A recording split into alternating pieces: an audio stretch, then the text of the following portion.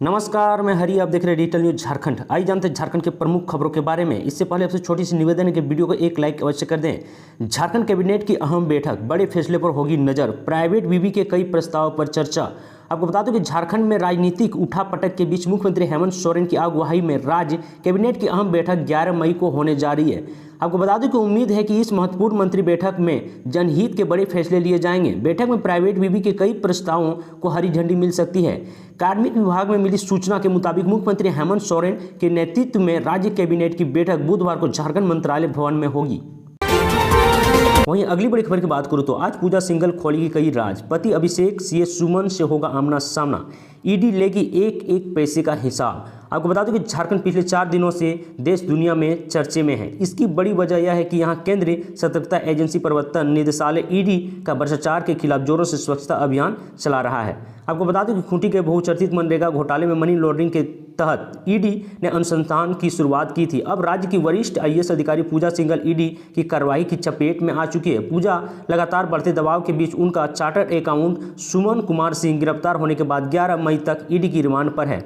आपको यह भी बता दें कि पूजा सिंघल के पति अभिषेक झा पिछले 2 दिनों से ईडी के दफ्तर के अधिकारियों के चुभते सवालों का जवाब दे रहा है। हालांकि करोड़ों रुपयों के ट्रांजैक्शन पर ईडी के अधिकारी ना तो सीएस सुमन सिंह के जवाब से संतुष्ट है और ना ही पूजा सिंघल के पति अभिषेक झा के जवाब से।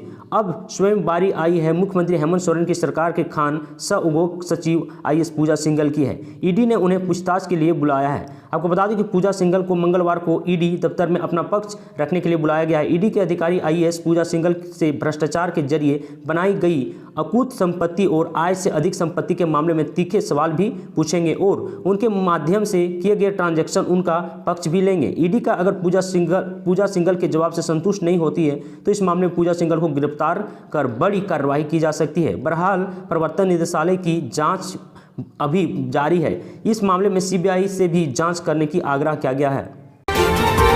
वहीं अगली बड़ी खबर की बात करूं तो रुपेश पांडे हत्याकांड की हो सकती है सीबीआई जांच। झारखंड हाईकोर्ट ने सरकार से मांगा जवाब।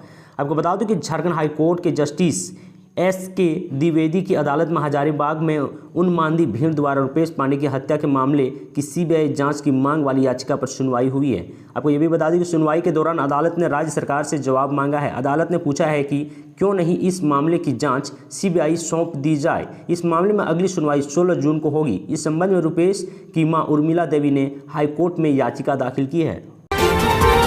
वहीं अगली बड़ी खबर की बात करूं तो हेमंत सोरेन ने चुनाव आयोग से कहा नहीं पढ़ पाए नोटिस, 1 महीने का समय दीजिए। आपको बता दूं कि मुख्यमंत्री हेमंत सोरेन ने खनन पट्टा मामले में भारतीय निर्वाचन आयोग द्वारा भेजी गई नोटिस का जवाब देने के लिए समय की मांग की है। आपको बता दूं कि सोमवार को भारतीय निर्वाचन आयोग को भेजे गए जवाब में उन्होंने अपनी मां की गंभीर बीमारी का हवाला देते हुए जिक्र किया कि वे लगातार उपचार के सिलसिले में हैदराबाद में थे। इस वजह से भारतीय निर्वाचन आयोग द्वारा भेजी गई नोटिस का अध्ययन नहीं कर पाए हैं। पारिवारिक जिम्मेदारी का निर्वहन करने के कारण उनको ध्यान के लिए वक्त नहीं मिल पाया, इसके लिए उन्हें समय चाहिए। आपको यह भी बता दूं कि उन्होंने 1 माह का समय भारतीय निर्वाचन आयोग से मांगा है। वहीं अगली बड़ी खबर की बात करूं तो बाबूलाल मरांडी की विधायकी खतरे में। दल बदल मामले में स्पीकर ले सकते हैं बड़ा फैसला। आपको बता दूं कि भाजपा विधायक दल के नेता बाबूलाल मरांडी की विधायक पर खतरा मंडरा रहा है। अब स्पीकर न्यायाधीश इसी बिंदु पर सुनवाई करेगा कि उनकी सदस्यता बरकरार रहेगी या समाप्त कर दी जाएगी।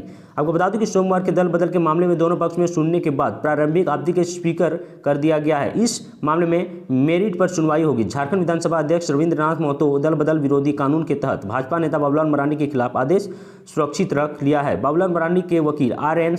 सहाय ने बताया कि उनके खिलाफ दायर याचिका सुनवाई योग्य नहीं है क्योंकि वे जेवीएमपी बीजेपी बिल के 10 महीने बाद दायर की गई थी। वहीं अगली बड़ी खबर की बात करूं तो पूजा सिंघल पर कार्रवाई के बाद रघुवर बाबूलाल चुप क्यों हैं? झम्मू ने कहा मोबाइल भी बंद। आपको बता दूं कि सत्तारूढ़ झारखंड मुक्ति मोर्चा ने सवाल उठाया है कि राज्य में प्रवर्तन निदेशालय यानी ईडी की पूजा सिंघल के खिलाफ कार्रवाई शुरू होने के साथ ही पूर्व मुख्यमंत्री रघुवर दास और बाबूलाल मरांडी खामोश हो गए हैं। आपको बता दें कि दोनों कहां गुम हैं, उन्हें अपनी मौजूदगी की जानकारी सार्वजनिक करनी चाहिए। झामुमो के केंद्रीय समिति सदस्य सुप्रियो भट्टाचार्य ने कहा है कि बाबूलाल मरांडी का तो मोबाइल तक बंद है, इससे चिंता बढ़ी है। उन्होंने दस्तावेज दिखाते हुए कहा है कि भाजपा नेता बाबूलाल मरांडी शायद इसी से घबराए हुए हैं। आपको यह भी बता दूं कि सुप्रियो भट्टाचार्य ने कहा है कि वर्ष 2019 में विधानसभा चुनाव परिणाम के बाद झामुमो के 3 निर्वाचन विधायकों ने मुख्यमंत्री हेमंत सोरेन के लिखित समर्थन के विधानसभा अध्यक्ष को दिया था। इसी आधार पर झामुमो विधायक दल के नेता प्रदीप यादव और दल के अन्य सदस्यों को विधानसभा में बैठने की व्यवस्था की गई है। वर्ष 2020 में एक दिन अचानक भाजपा की हो गई और पूर्व स्पीकर दिनेश उरांव के दल बदल मामले में 4.5 साल फैसला सुनाया था। बाबूलाल मरांडी को भी स्पीकर की निष्पक्षता संदेश नहीं करना चाहिए था, धैर्य के साथ मेरिट पर फैसले का इंतजार करना चाहिए था। ऐसे ही अमेजिंग न्यूज जानने के लिए चैनल को सब्सक्राइब और वीडियो को लाइक अवश्य कर दें। आज के लिए इतना ही। जय हिंद, जय भारत, धन्यवाद।